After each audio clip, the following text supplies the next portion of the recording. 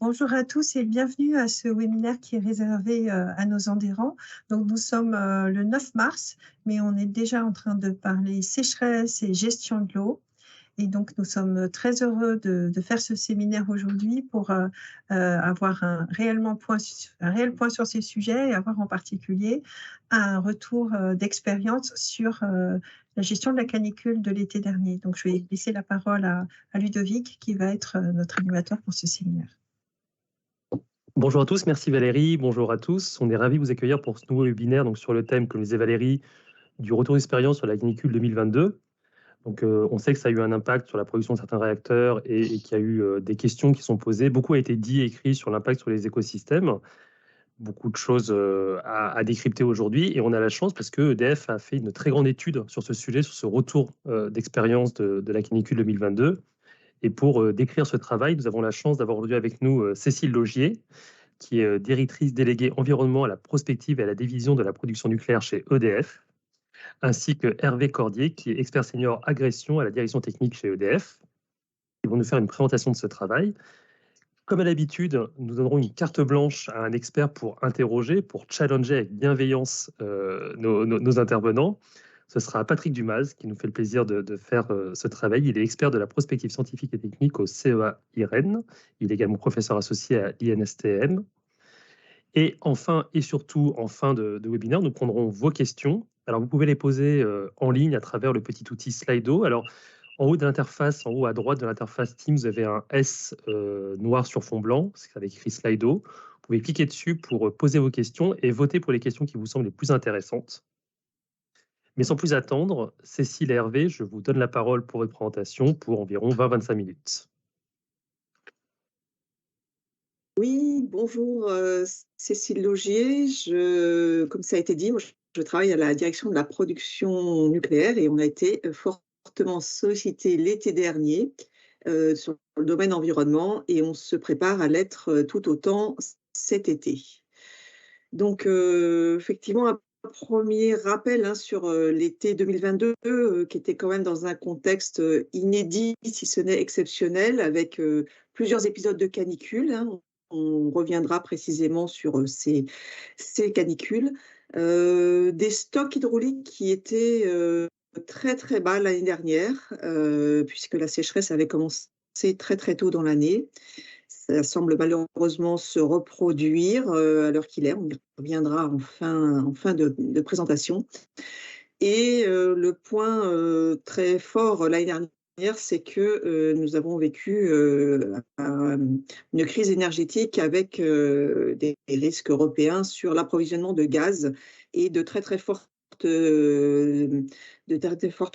dispositions et mobilisations pour sécuriser l'approvisionnement en gaz.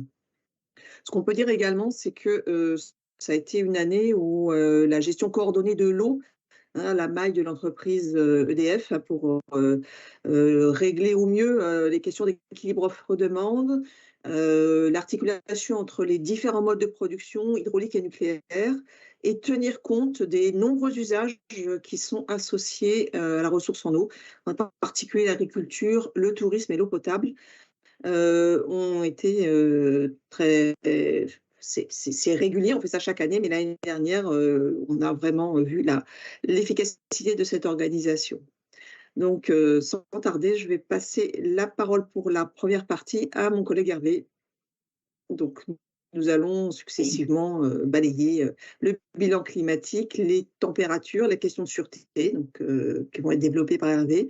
Et moi, je reviendrai plus particulièrement sur cette partie plutôt environnementale, en rappelant le cadre réglementaire, les contraintes de production que nous avons eues, et puis le bilan du suivi environnemental que l'on peut dresser à date et qui est encore incomplet, je vous en parlerai, et puis quelques perspectives 2023. Merci. Alors, bonjour à toutes et à tous. Donc, effectivement, je vais vous présenter les trois premières parties de la présentation. Donc, on va commencer par le bilan climatique de l'été 2022. Alors, premier point, c'est en fait ce bilan climatique, on peut l'établir parce qu'on a des données. Ça, c'est un point important, c'est-à-dire qu'il y a tout un système de surveillance qui est mis en place, soit en interne EDF, soit par des partenariats ou des accords avec comment dire, des unités ou des institutions extérieures à EDF, typiquement Météo France, Stréal, le CHOM par exemple, pour la partie marine.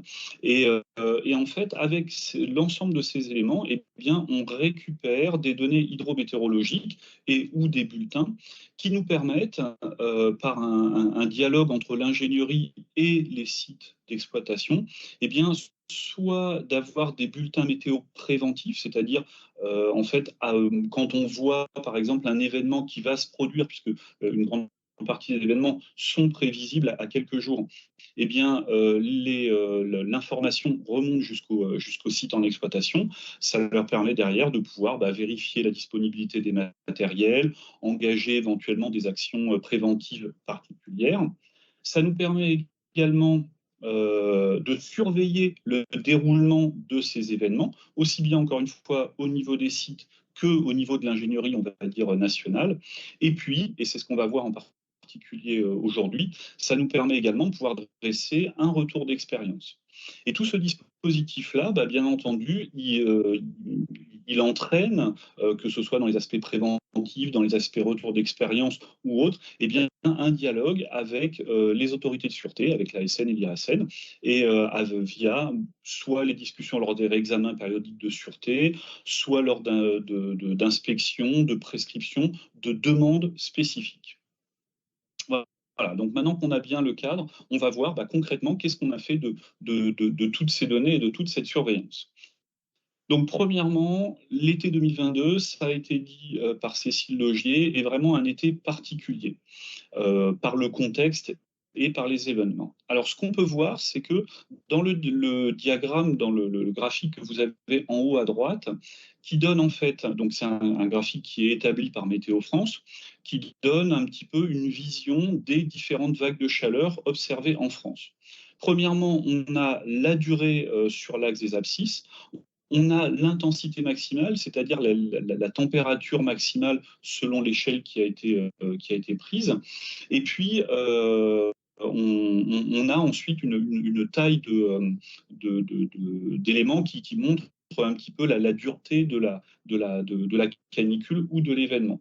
Donc, ce qu'on peut voir, c'est que vous avez l'été 2003 qui reste vraiment l'été le plus en haut à droite, donc celui sur lequel il y a eu une intensité la plus importante pendant un nombre de jours cumulés le plus important. Et on voit en fait que alors, juillet 2022 et août 2022 sont juste en dessous.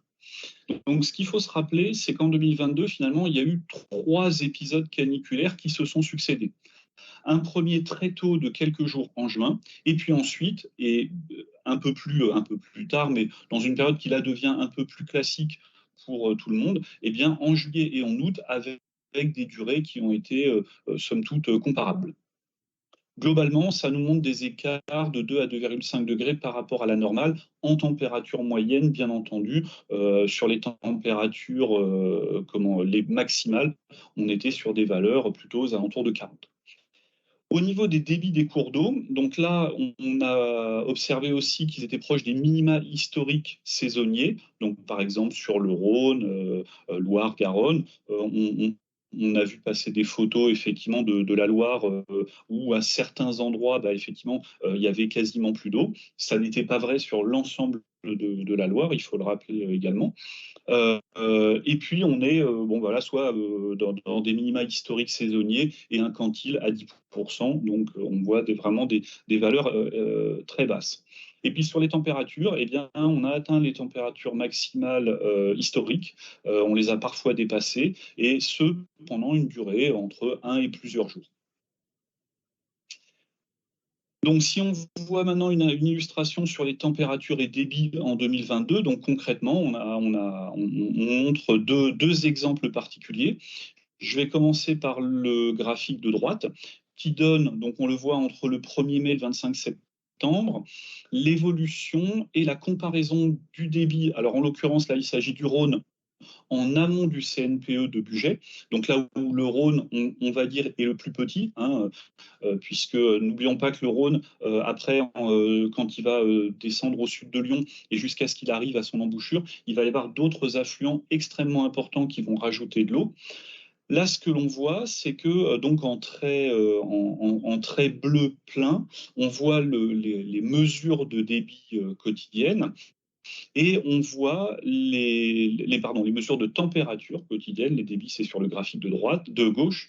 On voit donc l'évolution des températures. On voit bien les différentes vagues de chaleur qui se sont succédées.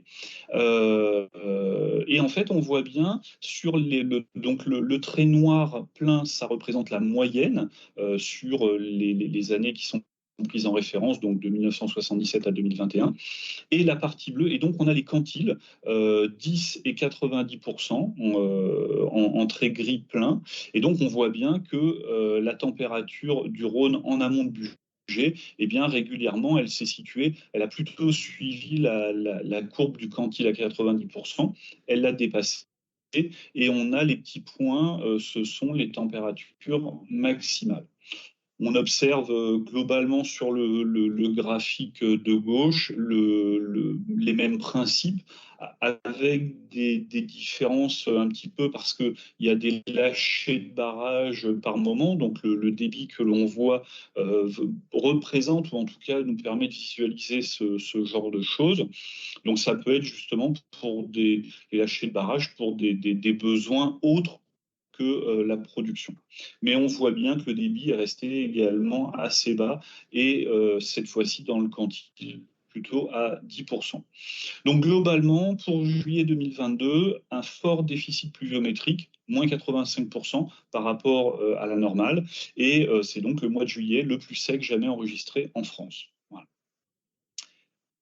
Donc maintenant qu'on a un peu cette vision température-débit, eh bien on va voir quelles ont été les conséquences sur d'abord la sûreté et ensuite la production. Donc sur la troisième partie, sur le bilan de la sûreté, eh bien, au global, le bilan de la sûreté, il a été très bon. Malgré cette situation particulière. Alors, tout d'abord, il n'y a pas eu d'événements, alors ce qu'on appelle les événements significatifs de sûreté, il n'y a pas eu d'événements de ce type-là au niveau des centrales nucléaires. Et donc, si on regarde un petit peu les trois paramètres principaux, c'est-à-dire les températures ambiantes dans les bâtiments, le débit des cours d'eau et puis le fonctionnement des échangeurs de chaleur qui permettent d'échanger la chaleur dont on a besoin, on voit en fait que sur la température d'air dans les bâtiments, on est toujours resté en dessous des limites d'exploitation, c'est-à-dire celles qui garantissent la disponibilité des matériels. Par contre, pour faire cela, il y a eu effectivement des dispositifs qui ont été mis en œuvre, qui ont été activés parce qu'ils sont prévus par les procédures d'exploitation. Et donc, par exemple, sur certains sites dont vous avez la liste, eh bien, comme on a un suivi anticipateur, on a vu arriver que les températures augmentaient, et pour éviter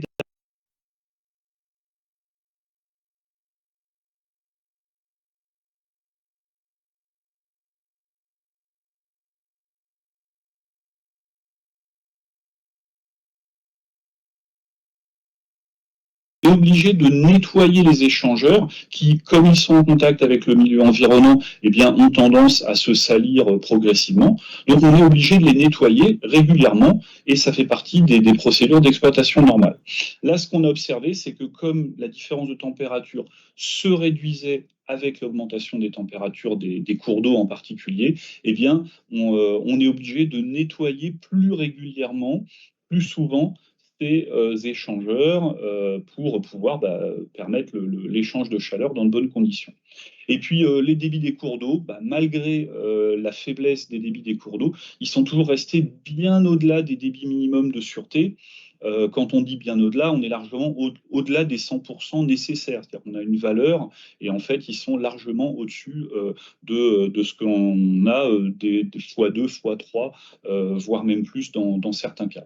Voilà. Donc au global, au niveau sûreté, eh bien, pas d'événement particulier, et quelque chose qui s'est déroulé de manière je vais dire comme prévu, compte tenu de toutes les procédures qui ont été mises en œuvre, en particulier suite à la canicule de 2003, mais également suite à tous les travaux qui sont menés à EDF sur ces sujets. Voilà, je redonne la parole à Cécile Logier qui va donc vous parler plus de la partie production. Oui, Cécile, c'est à toi. très bien. Alors, je pense que vous m'entendez. Et je vais reprendre effectivement ce deuxième volet, parce que c'est important de bien distinguer effectivement les enjeux sûreté qui s'appliquent sur un réacteur qui peut être à l'arrêt, mais qui va avoir besoin de sa source froide sécurisée, mais en général, ça peut se faire avec des débits très faibles. En revanche, pour la production, bien sûr, on a besoin du débit en puissance. Et là, le réchauffement induit par le fonctionnement des centrales nucléaires, il est réglementé. Et donc, je vais commencer par là parce que c'est ce cadre réglementaire qui peut nous amener à brider, borner notre fonctionnement lorsque on est en limite de température. Donc, ce cadre réglementaire, en fait, la première chose à rappeler, c'est que dans tous les cas, notamment ce qu'on appelle des conditions climatiques normales, il y a des limites qui sont définies dans les décisions de l'ASN et qui sont propres à chaque site et qui tiennent compte de l'environnement du site, de la source froide, de la technologie du réacteur. Et donc, ces limites, elles vont encadrer assez précisément, notamment le réchauffement et qui peut être apporté par la centrale au fleuve ou à la mer. On est réglementé dans tous les cas, que ce soit bord de mer ou bord de rivière. Après les épisodes de 2003-2006, il y a eu un retour d'expérience tiré à tout niveau, mais aussi au niveau des procédures réglementaires.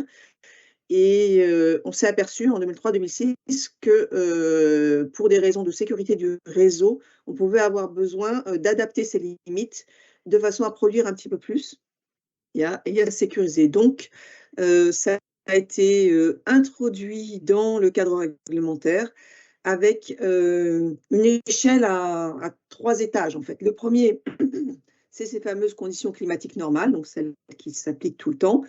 Dans un certain nombre de cas, si on a une réquisition de RTE, mais ça c'est prévu dans les décisions de l'ASN depuis 2003, on peut passer à un régime un peu particulier qui s'appelle les conditions climatiques exceptionnelles.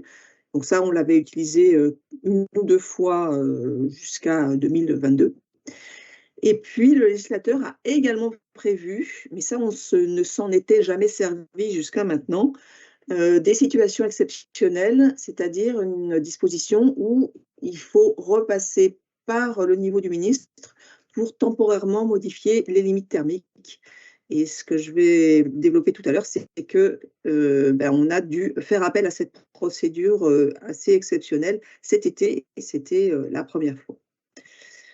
Alors, le bilan de fonctionnement des centrales nucléaires cet été, alors il est, Hervé vous disait que c'était très bon du côté de la sûreté, on peut dire que c'est quand même plutôt bon également du côté de la production, puisque de façon globale, ce qu'il faut vraiment retenir, c'est que la production, elle a été maintenue cet été. Elle a été maintenue à quelques dizaines de pourcents près.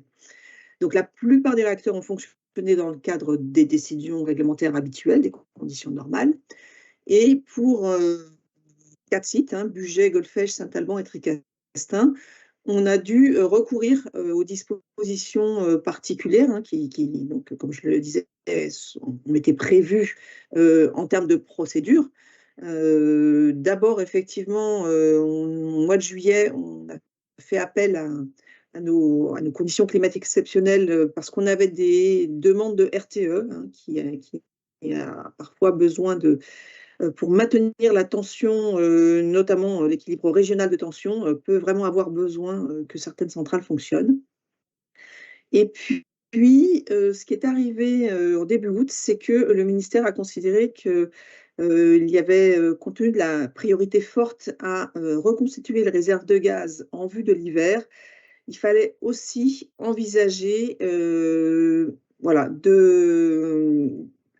un encadrement, un petit peu un encadrement dérogatoire temporaire pour les centrales nucléaires, puisque tout ce qu'on a pu produire sous ce régime, c'est autant de gaz qu'on a pu mettre en réserve pour l'hiver.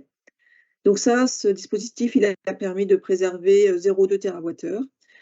Et au global, hein, ces limites, il y a quand même des limites environnementales qui s'appliquent, même quand on est en situation exceptionnelle, hein, puisque ces limites, elles sont dans tous les cas basées sur une démonstration environnementale, j'y reviendrai, et un suivi renforcé.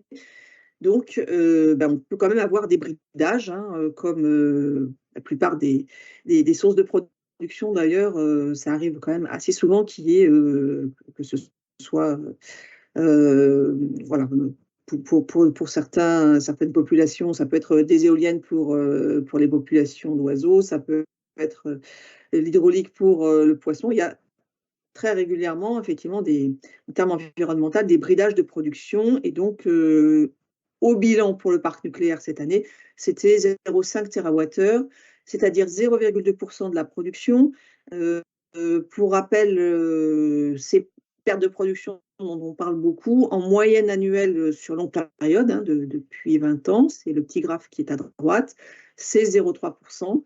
Donc vous voyez à droite, voilà, on a mis la référence du 1%, et vous voyez tout à droite l'année 2022, hein, qui est quand même des pertes très limitées.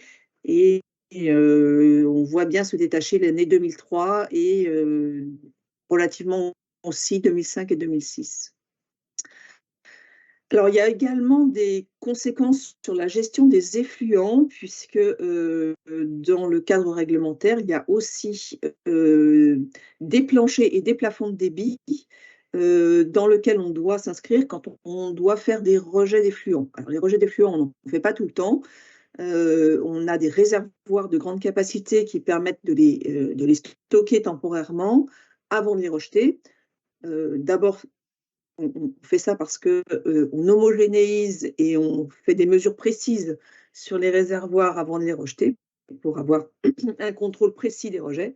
Mais ça apporte également une certaine capacité de tenir une autonomie, hein, de plusieurs semaines, alors qui n'a pas été entamée du tout, puisqu'il y avait une gestion de précaution qui avait été engagée.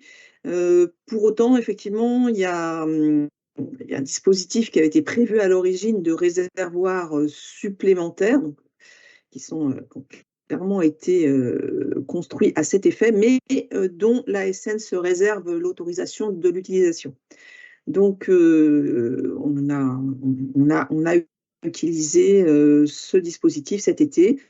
Et on peut noter aussi que ça nous a quand même conduit à sortir de manœuvrabilité un certain nombre de sites de façon assez courte, mais la manœuvrabilité étant de plus en plus importante dans le fonctionnement du parc, on pouvait le souligner.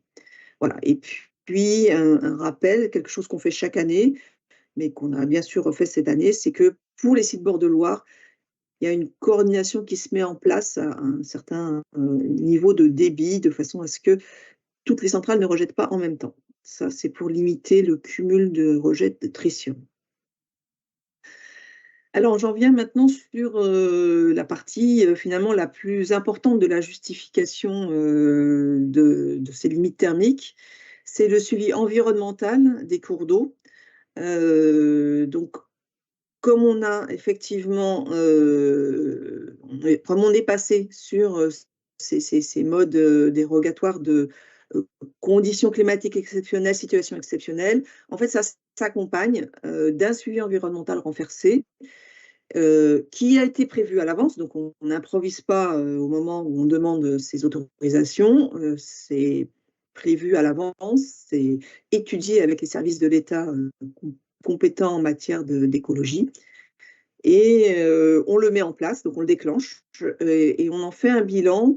Alors, on fait un premier bilan au mois d'octobre, j'y reviendrai, c'est un bilan que nous avons mis à disposition sur notre site internet, hein, de façon intégrale, qui est notamment un bilan sur les paramètres plutôt représentatif des effets court terme possibles, hein, notamment bien sûr les mesures thermiques, tout ce qui est physico-chimie, ça va être l'oxygène dissous par exemple. On a une demande particulière pour faire une surveillance quotidienne de mortalité de poissons, et là on n'a vraiment rien vu, ni à l'amont ni à l'aval. On surveille l'état sanitaire des poissons aussi, et puis on compare cette surveillance aux valeurs de référence, notamment il existe un certain nombre de seuils réglementaires, et puis on a pas mal de retours d'expérience. Donc ce suivi en continu, ce qu'on en retire, c'est qu'effectivement, donc on a une vision précise des températures atteintes, on constate aucune mortalité, on n'a pas de différence notable amont-aval sur nos paramètres physico-chimiques, microbiologiques, et voilà, et les quelques paramètres biologiques qu'on peut suivre de façon immédiate. Mais voilà, pour la biologie, les effets ils peuvent être aussi de moyen terme ou de long terme. Donc là, on est obligé quand même de réserver notre bilan, nos conclusions complètes sur les effets, dès lors que effectivement on a besoin voilà, de consolider des observations qu'on va faire à l'automne et un peu tardivement, et encore d'ailleurs toute l'année. Donc, le premier bilan qu'on a fourni, il va être suivi d'un deuxième bilan qu'on remettra à la fin du mois de mars et qu'on commentera un peu plus tard, et qui intégrera un petit peu plus d'informations. Notamment, c'est là que on regardera un peu plus près quelles sont les tendances d'évolution des peuplements. Voilà, est-ce que les poissons ont pu continuer à se reproduire comme ils le font d'habitude. Donc une analyse complète qui est encore à ce jour sur lequel on n'a pas toutes les données. En revanche, on fait depuis presque 20 ans, on mène des programmes de R&D très complets, pas tout seul d'ailleurs, avec des partenaires académiques assez variés, au premier rang desquels l'INRAE.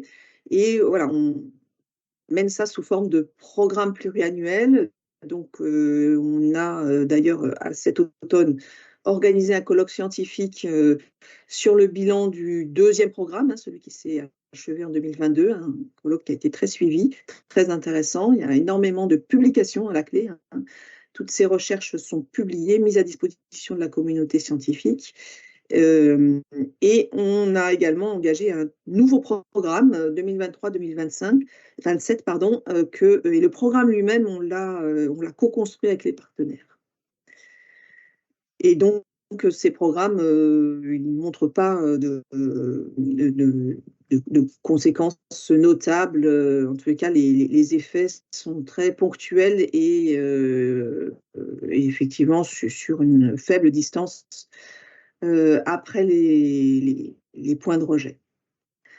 Dernier point sur les perspectives 2023. Donc, comme vous l'entendez sans doute beaucoup, on est dans une situation hydrologique qui est particulièrement déficitaire, et c'est très préoccupant puisque c'est la deuxième année.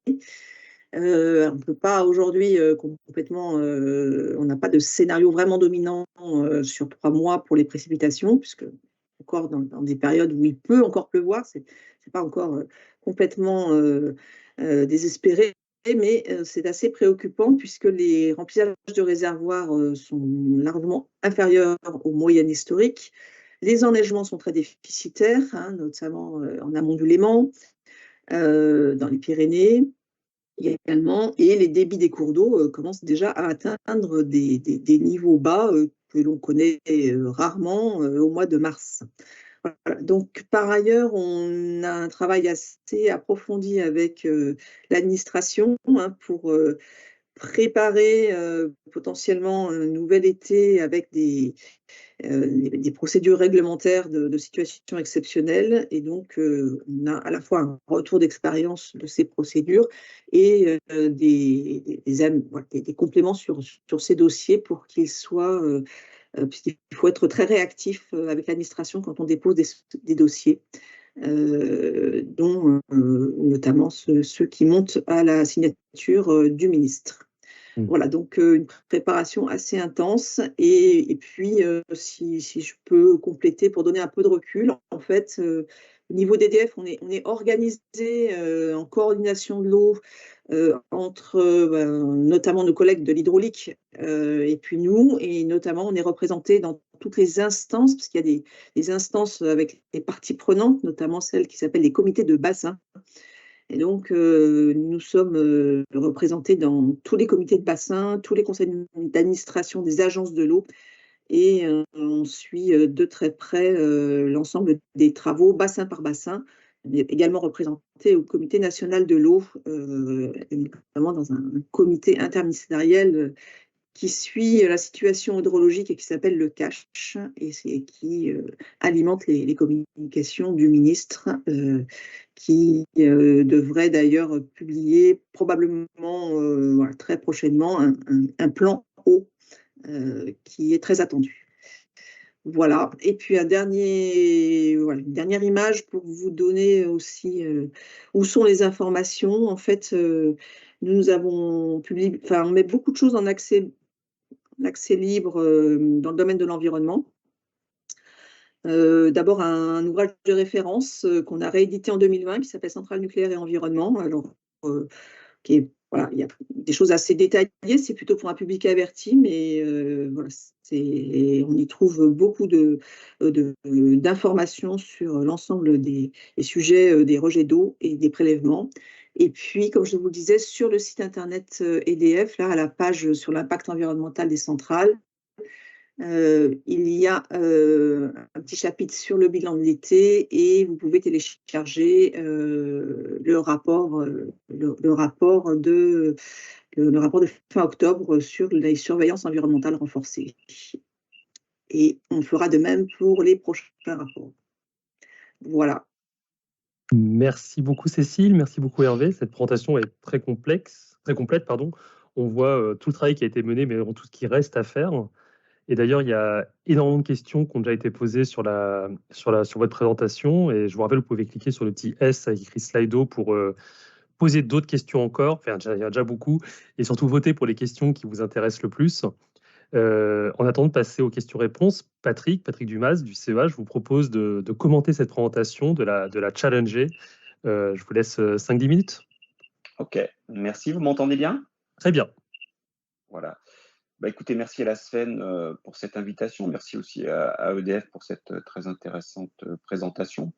Alors, j'ai un peu choisi finalement de discuter plutôt la seconde partie de la présentation, plutôt sur les aspects fonctionnement normal de nos centrales nucléaires, en particulier face au réchauffement climatique.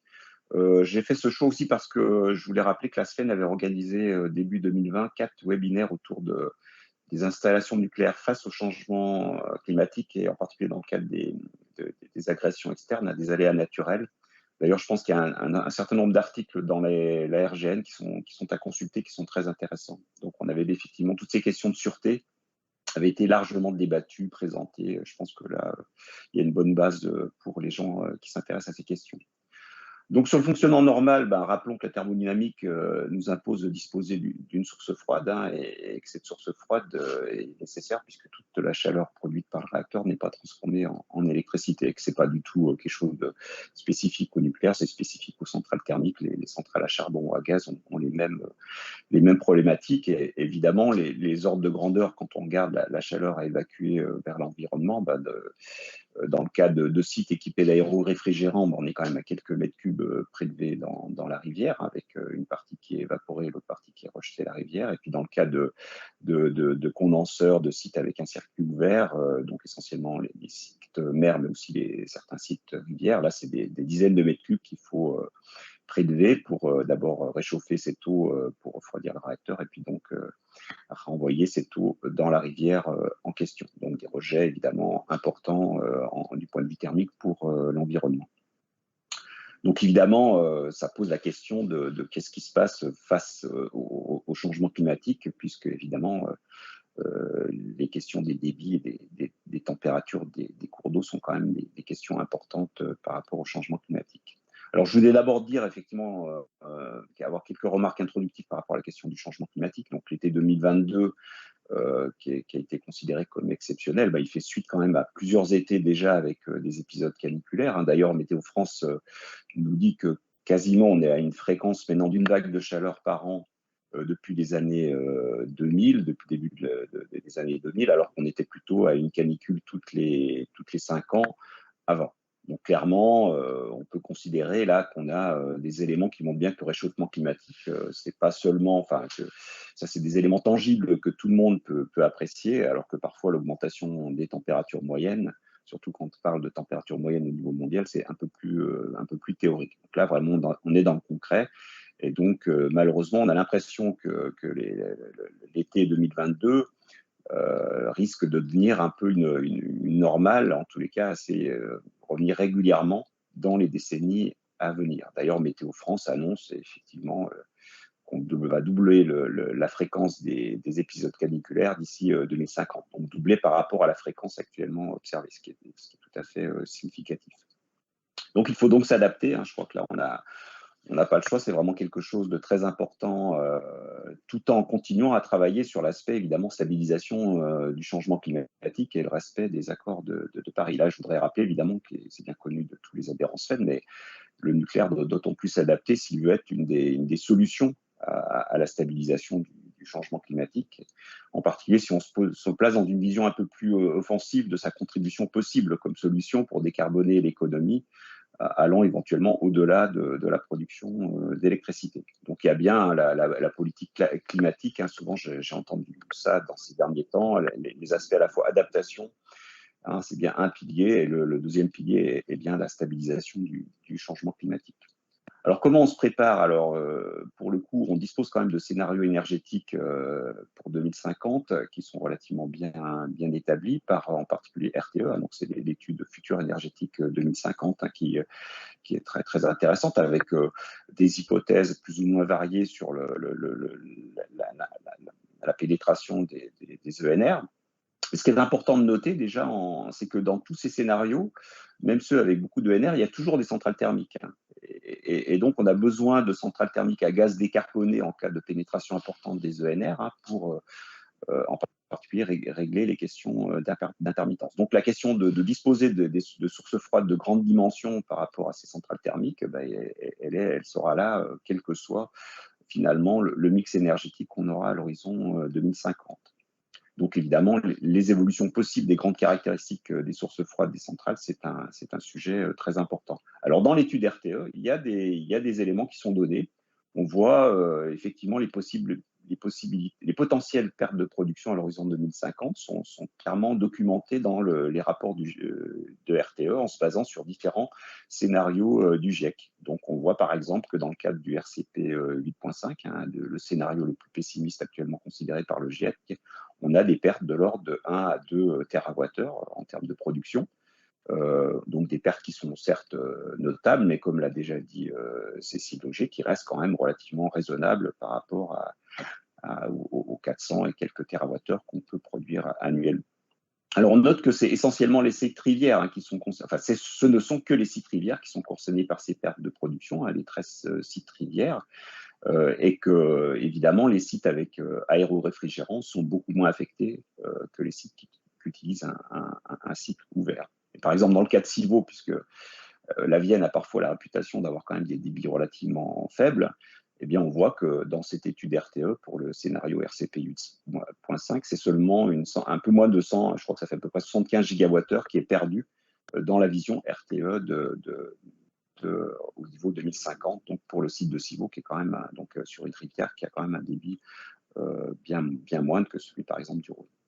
Donc, avec la présentation qu'on vient de nous faire sur le bilan 2022 du fonctionnement, enfin, de la production finalement nucléaire qu'on a pu réaliser dans cette situation exceptionnelle, qui va devenir malheureusement probablement une situation plus normale des décennies à venir, on semble confirmer que quand même nos centrales nucléaires sont relativement résilientes en fonctionnement normal face au changement climatique. Peut-on quand même dire qu'on est parfaitement bien adapté face à ce changement climatique. Alors, c'est là que j'ai un petit peu fait, il y a eu d'ailleurs pas mal d'annonces ces derniers temps. Donc, on a un plan national d'adaptation au changement climatique et il y a eu quelques annonces récentes du ministre Christophe Béchu par rapport à ça sur le nouveau plan qui va être, donc on est au niveau du 3e plan national d'adaptation au changement climatique avec une stratégie d'adaptation au changement climatique et avec une vision d'essayer de considérer des scénarios plus pessimistes. Ce qui a amené d'ailleurs pas mal de commentaires en disant finalement vous renoncez au 2e pilier qui est de dire il faut se battre et faire tout le nécessaire pour évidemment stabiliser le réchauffement climatique.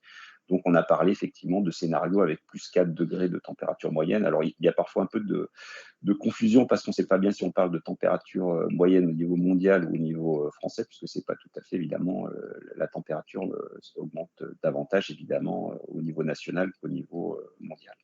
Bon, je pense qu'on fait référence en particulier au scénario RCP 8.5 qui prévoit donc au niveau mondial une augmentation de plus 4, un peu plus de plus 4 degrés à la fin du siècle.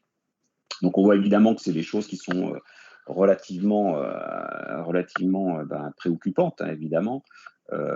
Et donc il faut évidemment prendre ça en compte. Et je pense qu'EDF a aussi un plan d'adaptation au dérèglement climatique qu'on trouve aussi sur le site EDF. Alors, peut-on dire pour autant qu'on est bien préparé? Bon, moi, à ce stade, j'ai simplement 2 interrogations. Ça a été un peu dit sur l'aspect un peu réglementaire, le caractère exceptionnel d'un certain nombre de dispositions qu'on a à mettre en place donc pour les rejets thermiques et les rejets d'effluents, donc qui sont vraiment très importants si on veut fortement limiter les impacts pour l'environnement de nos productions nucléaires. Donc, est-ce qu'on peut régulièrement passer dans ce mode exceptionnel pour maintenir la production? C'est quand même un point important. Et ma 2e interrogation, elle est un peu sur la robustesse de nos capacités à prédire les évolutions des caractéristiques des sources froides de rivières à des échéances 2050, mais même au-delà, à la fin du siècle, en particulier pour le nouveau nucléaire, s'il faut aller regarder jusqu'à la fin du siècle. Donc, on voit qu'on a des questions d'augmentation des températures moyennes des cours d'eau, des débits, etc. Il y a même la question, mais là, on revient sur les questions sur de probable augmentation de la fréquence des crues. Donc, on voit que tout ça, c'est lié au cycle de l'eau. Et là, pour le coup, j'ai un peu échangé avec mes collègues du LSCE, là, des laboratoires des sciences du climat et de l'environnement, donc laboratoire mixte CEA-CNRS. Et il est clair que le cycle de l'eau, c'est quelque chose qui est beaucoup plus difficile à anticiper que l'évolution des températures. Et c'est ce qu'on constate d'ailleurs actuellement sur les modèles, qui ont relativement bien prédit l'évolution qu'on a pu observer des températures jusqu'à présent, mais c'est beaucoup moins bon pour ce qui est de l'évolution des précipitations. Donc, c'est une 2e un peu interrogation par rapport à ça. Alors, du coup, peut-être aussi un dernier mot avant de poser mes questions. Je représente quand même un peu la R&D. Alors, est-ce qu'il y a des pistes à explorer? Bon, pour les réacteurs existants, je reposerai la question, il y a peut-être des choses à faire. Je pensais surtout aux nouveaux nucléaires innovants, donc au sens large avec les SMR, les Advanced Modular Reactors, les micro-réacteurs. Il y a peut-être tout un volant de la R&D peut-être à renforcer pour réduire notre dépendance aux caractéristiques des sources froides. On peut faire peut-être des choses par rapport à l'augmentation des rendements thermodynamiques, considérer d'autres cycles de conversion d'énergie. On a beaucoup parlé un temps du CO2 supercritique. Voilà, tout ça, c'est des choses relativement intéressantes et qui nous permettraient de diminuer notre dépendance aux besoins en eau pour la source froide. Bon, il y a aussi l'idée d'avoir un nucléaire qui soit plus au service de davantage, que ça ne soit pas seulement pour la production d'électricité, mais aussi fournir de la chaleur à des procédés industriels, l'idée d'avoir de la cogénération. Et évidemment, mieux on utilise la chaleur produite par le nucléaire, on pourra aussi à ce moment-là limiter l'empreinte en termes de sources froides nécessaires finalement pour la chaleur fatale. Donc là aussi, c'est des voies, je pense, au niveau de la R&D qu'il faudra explorer. Alors, en termes de questions, je voulais d'abord redire qu'effectivement, l'été 2022, considéré comme un peu exceptionnel, risque de devenir quelque chose de beaucoup plus normal dans les décennies à venir. Alors, et donc, sur cette solution-là, est-ce que, du coup, EDF étudie des solutions techniques qui permettraient finalement de ne plus avoir à prendre de mesures exceptionnelles ou dérogatoires? Est-ce que, du coup, on aurait des solutions techniques à mettre en œuvre? Est-ce que par ailleurs, j'avais une seconde question qui est un peu liée à ça, qui relève donc de ma remarque sur un petit peu la difficulté à prédire à l'avenir, que ce soit à l'horizon 2050 ou 2100, les aspects, cycle de l'eau, etc. Est-ce que EDF prend bien en compte ces incertitudes? Et on voit que c'est un sujet très important, le partage de la réserve en eau. Donc, ça a été évoqué aussi par CC Biologie. Est-ce qu'il faut encore davantage se préparer pour gérer ces réserves en eau durant l'été, avec évidemment plein d'usagers différents, plein de contraintes, etc. Est-ce que c'est des choses qui doivent entrer dans le cadre de la stratégie nationale d'adaptation au changement climatique? Voilà. Est-ce que peut-être je finis mes questions. J'avais aussi finalement, on peut se poser la question, est-ce que même finalement, si on était conduit à devoir arrêter certaines unités du parc existant l'été, est-ce que c'est grave finalement? Est-ce que du coup, pour des centrales qui ont quand même déjà été pas mal amorties, est-ce que finalement on n'est pas toujours quand même sur un investissement rentable, même si finalement on est obligé d'arrêter les centrales l'été? Puis peut-être on pourrait nous dire un dernier mot, alors là ça fait quant au partage du REX au niveau international de ces questions. Je pense EDF n'est pas le seul exploitant à être confronté à ces questions-là. Donc, je ne sais pas si on peut nous dire aussi un petit mot sur le partage du REX, sur ces questions d'évolution par rapport donc à la qualité des sources froides et comment d'autres exploitants voient les choses par rapport au réchauffement climatique qu'on est en train de subir. Voilà pour moi. Merci beaucoup, Patrick, pour cette intervention et toutes ces questions. Mais écoutez, les questions que vous posez, Patrick, recoupent certaines qui ont été posées dans le Slido, donc on ne va pas commencer à répondre. Peut-être qu'on va les prendre dans l'ordre. Écoutez, Cécile et Hervé, je vous propose de répondre aux questions de Patrick pour commencer. La première portait sur étudier des questions techniques pour éviter des mesures dérogatoires à l'avenir. C'est un sujet que EDF travaille? Alors, je peux revenir effectivement sur cette question des dérogations et puis des arrêts, enfin, des périodes de baisse de production contraintes. Je dirais, ce n'est pas tant des solutions techniques qu'un approfondissement des impacts environnementaux, en fait, qui est la réponse à la question. Donc, le plus gros de la R&D que l'on fait, et si on fait ces programmes extrêmement conséquents de recherche et d'acquisition de connaissances sur la thermie et l'hydrobiologie, c'est pour mieux connaître les évolutions, d'abord les grandes évolutions tendancielles. Hein, nos études apportent énormément d'informations à la communauté scientifique parce que nous disposons de bases de données à la fois extrêmement régulières, extrêmement anciennes, extrêmement profondes, qui existent en fait rarement. Hein. Nous avons un suivi de tous les paramètres, par exemple sur le Rhône ou la Loire, sur tout le linéaire du fleuve. Depuis 30 ans, tous les paramètres sont suivis de façon homogène et donc ça donne énormément d'informations sur comment évoluent les fleuves et leurs écosystèmes, puisqu'on regarde aussi la biologie. Et on voit très très clairement le changement climatique comme facteur déterminant, non seulement d'évolution des températures, mais aussi d'évolution des peuplements. Hein. On voit très très clairement, entre guillemets, remonter vers le nord les espèces qui aiment la chaleur, et on voit se réduire les habitats où peuvent se développer les espèces qui, au contraire, aiment les eaux fraîches. Pas de chance, c'est celles qui sont les plus réputées pour la pêche. Et voilà, en fait, voilà, l'ensemble de ces connaissances, elle doit nous amener à aussi nous projeter vers un cadre réglementaire qui serait distinct.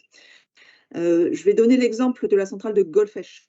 En fait, la centrale de Golfech, elle apporte un réchauffement extrêmement réduit, hein, puisque ça va être 0,1 ou 0,2 degrés apportés au fleuve. Mais la limite aujourd'hui de la décision de Golfech, c'est pas plus de 28 degrés en aval de la centrale. Sauf que les 28 degrés, ils sont dépassés en amont. C'est-à-dire que l'eau, elle arrive déjà chaude. Elle n'arrive pas chaude à cause de la centrale, elle arrive chaude à cause de l'ensemble des critères extérieurs. Donc, on est sur une réglementation qui est inadaptée puisque, en fait, c'est pas le fonctionnement de la centrale qui est le levier, c'est en fait la tendance qui fait que l'eau arrive chaude et voilà, on réchauffe très très peu. Même si on ajoutait encore plus, je ne sais quelle technique, on ne pourra rien faire sur le fait que l'eau arrive à 28 degrés et que voilà, si la réglementation nous interdit de fonctionner quand l'eau est à 28 degrés, le levier n'est pas technique. Donc l'enjeu, c'est de travailler avec la communauté scientifique, avec l'ensemble des services de l'administration qui concourent à ces règles de fonctionnement et de travailler ensemble pour voilà, une adaptation. Il nous semble que pour les centrales dotées d'aéroréfrigérants, c'est-à-dire par la meilleure technique disponible, la technique qui permet de réchauffer le moins le milieu, et ça c'est l'enjeu environnemental prioritaire, voilà, tel que vu par rapport aux autres enjeux. Les réchauffements étant réduits au minimum, il faut que la réglementation puisse porter sur ce réchauffement de voilà, 0,2, 0,3, 0,5 degrés éventuellement, puisqu'il nous faut des limites dans lesquelles on puisse s'inscrire. Voilà. Donc, c'est pas que un problème technique. Merci.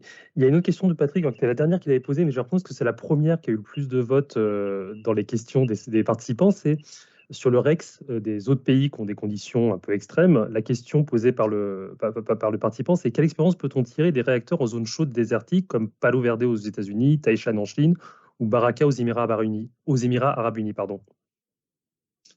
Alors, ce que je vais faire, je vais passer par la Eva, mais bon, on a un petit backup puisqu'on a réalisé très récemment une mission de benchmark extrêmement intéressante à la fameuse centrale de Palo Verde. Donc, je vais projeter le slide et puis je passe la parole à Hervé et je compléterai sur certaines parties. Alors, d'une manière générale, en fait, on a des échanges réguliers avec les autres exploitants d'une manière générale. Alors, premièrement, on a, dans le cadre de Wano, par exemple, où on a des échanges qui, là, se passent plus en salle. Et puis, en lien avec le changement climatique, en fait, on a fait une étude pour déterminer dans le monde quelles étaient les centrales qui, finalement, sont installées dans des climats que pour certains aspects, par exemple pour certaines agressions, par exemple pour les canicules, eh bien, pourraient représenter les conditions que nous aurions ou que nous pourrions avoir en 2050, voire au-delà. Donc, il y a donc on a fait un peu une analyse comme ça. Et par exemple, on a identifié effectivement la centrale de Palo Verde comme étant représentative de plusieurs éléments. Un, la canicule, parce qu'elle se situe, comme on le voit, pas très loin de la ville de Phoenix, donc en Arizona, qui est un endroit où on sait qu'il fait très chaud.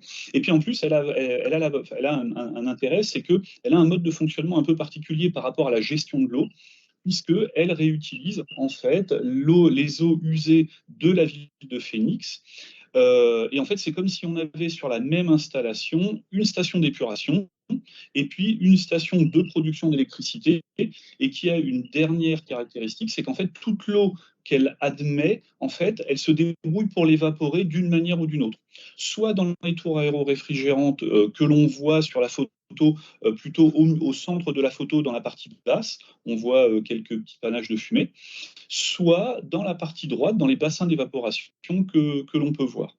Donc en fait, nous, l'intérêt, donc quand on va sur site, et là, la mission a duré à peu près une semaine, l'intérêt qu'on voit, c'est sur tous les aspects de gestion de l'eau, de comment ils optimisent le cycle de l'eau. Il y a également tout ce qui est relatif à tout ce qui est ventilation, donc comment est-ce qu'ils gèrent la canicule, etc., etc. Et puis, on voit également d'autres exploitants. J'ai vu dans le fil de questions Taishan, on connaît bien effectivement la centrale de Taishan, ou la centrale de Baraka. On a également des échanges avec eux. Par exemple, un des retours de la centrale de Baraka, c'est que au moment où ils l'ont mise en exploitation, 6 mois plus tard, ils se sont rendus compte qu'ils n'avaient pas mis de climatisation à des endroits où il y en avait besoin. non pas pour la sûreté, mais pour l'exploitation. Et donc, bah, voilà, nous, on a vu ça, d'où l'intérêt de bien prévoir les choses. Voilà. Et puis, on voit d'autres centrales en fonction de l'inondation. Par exemple, en Inde, il y a des cas d'inondation, des situations particulières, etc., etc. Si je puis me permettre, j'avais aussi participé à une mission avec Areva dans le cadre, enfin, quand Areva portait le projet de Jaitapur, et ça avait été clairement une des discussions avec NPC, là, les températures. Évidemment, là, on parle de températures qui ne sont pas ceux de la Manche, hein, puisque je me souviens d'une discussion entre Areva et NPC pour savoir quel niveau de moyen il fallait prendre, puisqu'évidemment, ça change beaucoup quand même le rendement thermodynamique et donc la production d'électricité entre un 28 degrés. On parlait quand même, je crois, à l'époque de 28 degrés de moyenne annuelle pour la température de la mer pour Jaitapur. Et il y avait 28, voire 29 ou 30, suivant les Indiens, évidemment, étant plutôt favorables à essayer de regarder une moyenne plus élevée, puisque du coup, on produisait moins d'électricité. Et voilà. Donc, voilà, ce sujet, il n'y a pas vraiment le problème, c'est simplement une réduction du rendement thermodynamique, mais que la mer soit à 13 degrés ou soit à 28 degrés, elle a cette capacité, je pense, à évacuer la chaleur à la source froide. Parce qu'il y a une grande quantité d'eau à ce niveau-là, et on n'a pas du tout les mêmes problématiques, effectivement, que pour des sites rivières. Et pour compléter, pour répondre à une autre question en même temps, ce retour d'expérience, on l'étend également à certaines centrales non nucléaires, donc du thermique classique, hein, que ce soit de la cogénération ou autre, et qui sont dans des endroits, par exemple, particulièrement désertiques. C'est-à-dire que là, on a vu sur Palo Verde, il y a quand même une source d'eau, même si ça transite par la ville de Phoenix, mais il y a des endroits en Afrique du Sud, par exemple, où il y a des centrales thermiques classiques qui, elles, sont dans des endroits où il n'y a strictement pas d'eau. Et ils ont des systèmes qu'on appelle des aérocondenseurs, par exemple, ou des aéroréfrigérants secs, c'est-à-dire qui ne consomment pas d'eau, et en fait, et qui sont à taille industrielle, hein. On parle d'unités de l'ordre de 600 MW électriques. Donc, on n'est pas sur de la petite installation. Et donc, on regarde également ce retour d'expérience. Pareil, dans le groupe EDF, on a une filiale qui a aussi l'habitude de ces systèmes-là. Et ça nous permet de connaître les industriels qui ont ces techniques, de se tenir au courant, et puis voilà, d'être prêt au cas où, sachant quand même que les projections dont on dispose à l'heure actuelle indiquent qu'il n'y a pas de nécessité de faire évoluer nos sources froides à l'heure actuelle et dans les années qui viennent. Voilà. Alors ça rejoint le problème de l'incertitude, effectivement, mais en fait on essaie toujours d'avoir au moins 20 à 30 ans d'avance sur les besoins pour pouvoir les anticiper du mieux possible. Merci pour ces Et à l'horizon 2100, du coup, est-ce que ça a un sens de faire des prédictions des prévisions à aussi long terme? Alors, pour le cycle de l'eau, hein, je parle bien des sites rivières, puisque sur la mer, c'est un sujet qu'on avait abordé lors des webinaires sur les aléas climatiques. Bon, évidemment, le site de Flamanville 3 prend en compte une possible élévation de presque 1 mètre du niveau de la mer, et c'est vraiment très important de le prendre en compte. Mais par contre, effectivement, sur les rivières, j'ai l'impression que c'est plus difficile éventuellement. Alors, nous, notre point de vue, c'est qu'il faut, en fait, on a un état de l'art des connaissances à une date, on fait des projections sur l'échelle de temps la plus lointaine, donc jusqu'en 2100, typiquement pour les nouvelles installations. Et en fait, il vaut mieux faire ça et se dire, OK, il y a une incertitude, donc on va prendre un scénario, et puis par exemple, on va garder un peu de place à tel endroit au cas où il faille rajouter quelque chose. Et donc, on va prendre un peu des marges. Et puis, au fur et à mesure où le temps avance, bah, finalement, l'incertitude sur cette échelle de temps se réduit, ou alors on repousse l'échelle de temps. Et il vaut mieux travailler comme ça, parce que ça nous permet quand même d'avoir des scénarios pragmatiques sur lesquels on peut échanger et adopter des solutions, plutôt que de ne pas le faire en se disant bah, il y a tellement d'incertitudes qu'on ne sait pas. Merci. On va prendre une question suivante des participants. Alors, on nous demande, est-il possible d'équiper les réacteurs de type EPR2, donc les réacteurs à venir, d'aéroréfrigérants secs? Alors, bon, pense que la question est pour moi aussi. Alors, techniquement, ça a été dit tout à l'heure par Patrick Dumas, techniquement, oui. Après, c'est un problème de rendement thermodynamique. Et c'est un deuxième problème, c'est un problème de place. Et puis, ce qu'il faut voir, c'est est-ce que c'est adapté? C'est-à-dire que même si techniquement c'est faisable, est-ce que c'est adapté à la situation à laquelle on se trouve?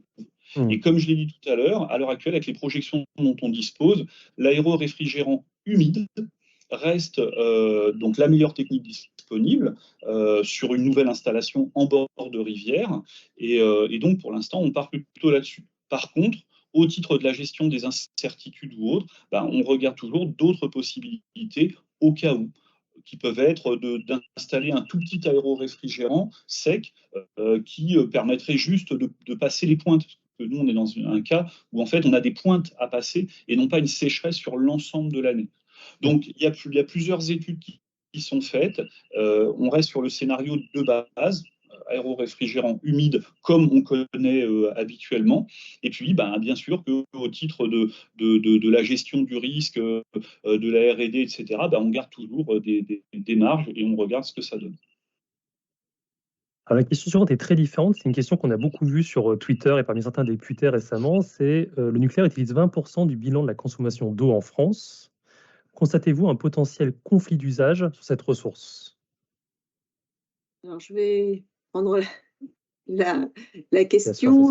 Donc, effectivement, beaucoup de chiffres, d'ailleurs, qui méritent d'être bien regardés en fonction des sources, parce qu'il y a beaucoup. Enfin, ce que je veux dire, nous, on publie de façon régulière et précise les volumes que l'on prélève et les volumes que l'on consomme par évaporation. Vous savez qu'il y a un très très grand écart. On va prélever effectivement beaucoup d'eau, mais une très grande partie de cette eau est restituée au milieu et en plus elle est restituée immédiatement, pratiquement au point de rejet, sans ajout de pollution. Donc elle est immédiatement disponible pour les autres usages, ce qui est à souligner.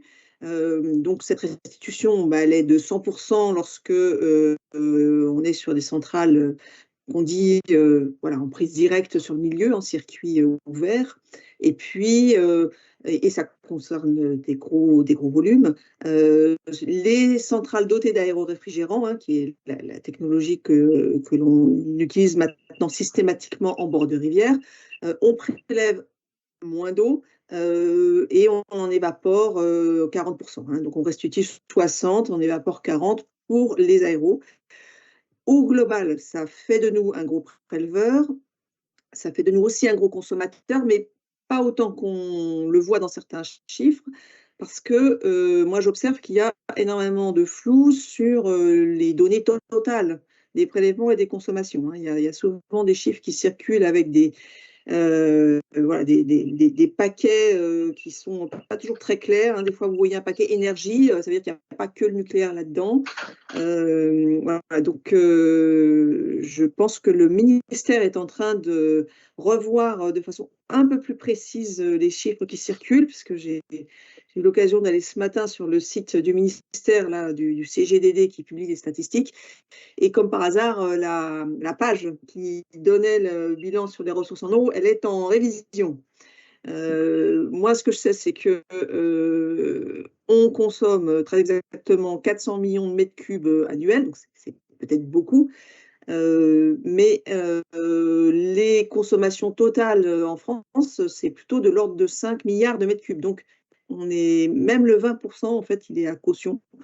Donc j'attends avec impatience que les statistiques officielles soient reprises, mais je pense qu'on est plutôt à 10% qu'à 20%. Ce qui est intéressant également, c'est que nos prélèvements, par construction, comme vous le savez, on arrête les centrales pour maintenance plutôt en été, puisque les besoins d'électricité sont plus faibles. Donc, ça fait que notre structure de consommation, elle est plus faible en été. Donc ça, c'est un avantage par rapport au partage de l'eau, puisque beaucoup d'usages, en particulier l'agriculture ou même le tourisme, eux, ils sont évidemment demandeurs d'eau en été. Bon, il se trouve que nous, on a un équilibre de consommation qui fait qu'on va consommer plus en hiver où ça gêne moins les autres usages. Et vraiment, la question, c'est celle du partage et d'éviter les conflits d'usage, hein, comme c'est donné dans la... nous, aujourd'hui, c'est quelque chose que l'on ne rencontre pas avec le terme conflit d'usage. On a quelques situations où on est en très bonne articulation avec le gestionnaire de la ressource en eau, qui peut être un barrage en amont, qui peut être un barrage EDF, mais qui peut être aussi des retenues gérées par des établissements publics, ou par exemple en amont de la Seine, vous avez des grands, ce qu'on appelle les grands lacs de Seine, dont l'un d'entre eux assure un soutien d'étiage pour la centrale de Nogent. Et les relations que l'on a avec le gestionnaire de ces grands lacs sont très bonnes, elles sont très, très régulières. Donc il y a une vraie conciliation des usages et on n'a pas de cas où on peut parler de conflit pour ce qui concerne les quelques centrales nucléaires là, qui sont voilà, en articulation avec un gestionnaire en amont. Donc ça, c'est... Voilà. Après, évidemment, il faut se projeter puisque, avec le changement climatique, toutes ces tensions vont s'accroître. Donc, voilà, il faut qu'on travaille avec les autres énergéticiens, avec l'hydraulique et avec les autres usagers. C'est quelque chose dont on est évidemment très, très conscient. Merci beaucoup. Alors, effectivement, à travers votre réponse, vous avez répondu à plein de questions sur le prélèvement en eau, sur les tours aéro-réfrigérantes. On est presque à la fin. Je vais juste prendre une dernière question quand même qui a été répétée plusieurs fois et par Patrick et par les participants. C'est est-ce qu'on peut soit réduire la chaleur rejetée par les centrales, soit s'en servir, soit la valoriser pour faire de la cogénération ou quelque chose? Ah, Cécile, on voit plus Cécile, on n'a plus de son. Non, Si, ça y est, c'est revenu. Voilà. Je vais peut-être laisser Hervé parce que là j'ai un appel Hervé. urgent à prendre. Je suis désolée. Allez-y Cécile, Hervé, on vous... Alors, en fait, déjà, il existe déjà des dispositifs ou des éléments qui utilisent cette chaleur. Par exemple, à Civaux, il y a un centre aquatique juste à côté. Il y a à Dunkerque, par exemple, il y a un terminal méthanier. Donc, en fait, oui, bien sûr, c'est un moyen qui peut exister pour réduire la chaleur qu'on va évacuer au niveau de la centrale. Néanmoins, il faut des industriels ou autres pour venir s'installer à côté et pouvoir utiliser cette chaleur. Et en fait, le facteur limitant, il est souvent à cet endroit. Par exemple, il existe des serres qui sont situées à côté de Bugey ou sur d'autres centrales. Bon, bah, ils utilisent une partie de la chaleur de la centrale, mais en fait, très peu. Voilà. Donc oui, c'est possible, mais le problème derrière, c'est un problème de place, du fait que les industriels s'installent ou pas ici. Et souvent, les critères d'installation d'un industriel, c'est pas la centrale ou la disponibilité de la chaleur, sauf cas particulier. Ça va être la proximité d'une route, être proche de ses clients ou autre. D'accord. Bah, on voit là-dessus, si je peux rebondir, hein, c'est vrai que le handicap du REP, c'est quand même ces niveaux de température assez faibles.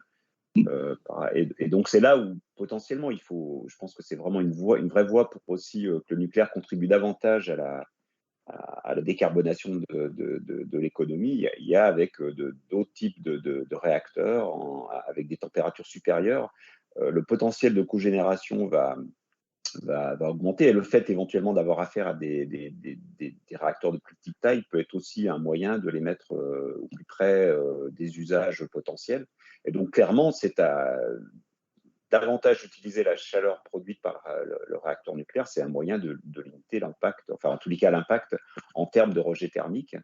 Mais c'est vrai que là, on a nos 18 sites qui existent, voilà, ils sont comme ils sont parfois effectivement éloignés d'usage. À la fois, il y a un problème de température et aussi, comme l'a dit Hervé, d'éloignement par rapport aux usagers potentiels.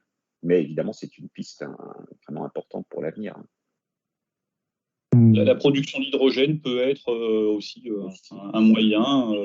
Voilà, il y a des possibilités. Après, voilà, il faut les activer. Et puis surtout, il faut que ce soit au niveau global. C'est-à-dire, c'est pas Bien sûr, EDF peut donner des pistes, mais il faut vraiment que ce soit une démarche d'ensemble nationale pour dire, bah voilà, la stratégie nationale, c'est ça, et puis on verra comment les centrales y contribuent. Merci beaucoup, merci. Alors malheureusement, on est déjà au terme du webinaire. Mais par contre, soyez sûr qu'avec les travaux à venir d'EDF et du gouvernement, on va avoir des tas d'occasions de revenir sur l'eau à la SFEN et avec vous, j'espère, très bientôt. Donc on reviendra sur toutes ces questions, tous ces enjeux. On va vous remercier pour tout votre temps. J'en profite pour vous rappeler que la SFEN organise le 29 mars sa première convention, sa convention de printemps sur le thème de l'exploitation à long terme des réacteurs, vers 50 ans et au-delà. N'hésitez pas à venir sur le site de la SFEN, sfen.org, pour vous inscrire et voir le programme. Et encore une fois, Cécile, Hervé, Patrick, je vous remercie beaucoup pour vos présentations et interventions et merci à tous les participants pour vos questions. À très bientôt. Merci, Au revoir. à bientôt. Au revoir.